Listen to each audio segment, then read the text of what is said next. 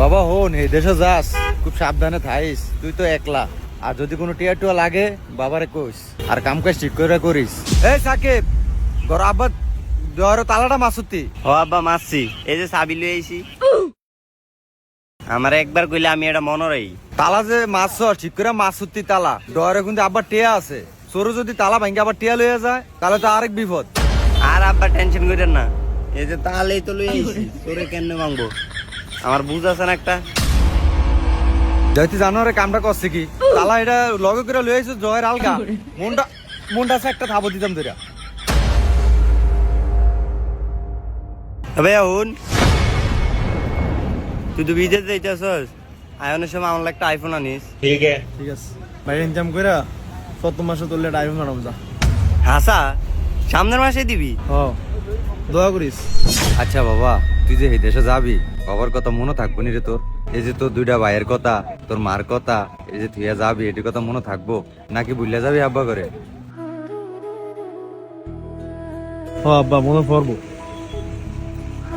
তো দোয়া করেন যে টিয়া কামাইতে পারে আর কিস্তি যে পরিশোধ করতে পারে।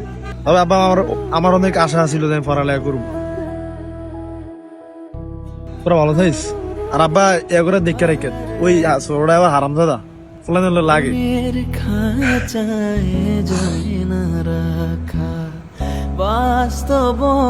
মনে পড়বো আব্বা।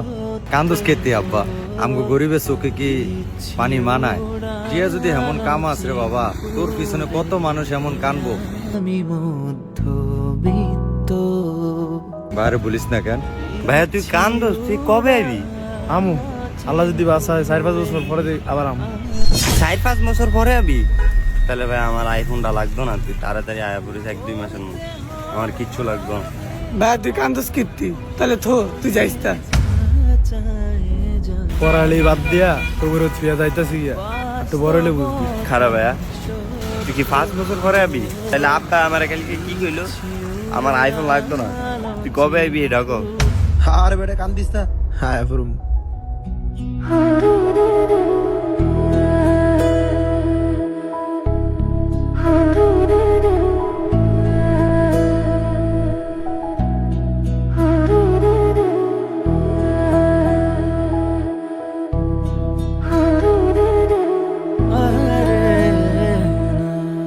মনের খাঁচায় যায় না রাখা বাস্তবতার সত্য, দিচ্ছি উড়াল চিনপুরে আমি মধ্যবিত্ত, দিচ্ছি উড়াল চিনপুরে আমি মধ্যবিত্ত। করতে হবে স্বপ্ন পূরণ, ছেড়ে যাচ্ছি মায়ার বাঁধন, প্রিয়জনের মুখের হাসি দেখবো না তো নিত্য আমি। আসলে আমাদের পুরুষদের এভাবেই ঘর ছাড়তে হয়, ঘর ছেড়ে, বাড়ি ছেড়ে, এলাকা ছেড়ে, সেই দূর প্রবাসে, অচেনা এক জায়গা, অচেনা এক দেশ, শুধু বাবা মায়ের আর পরিবারের মুখে হাসি ফোটানোর জন্য। দিন শেষে আমরা ছেলে মানুষরা, বিশেষ করে আমার মতো বড় ছেলেরাই ঠকে যায় পরিবারের কাছে, প্রকৃতির কাছে, সমাজের কাছে। কোনো স্বার্থ ছাড়া নিঃস্বার্থভাবে সারাটা জীবন কেটে যায় অন্যের মুখে হাসি ফোটানোর জন্য।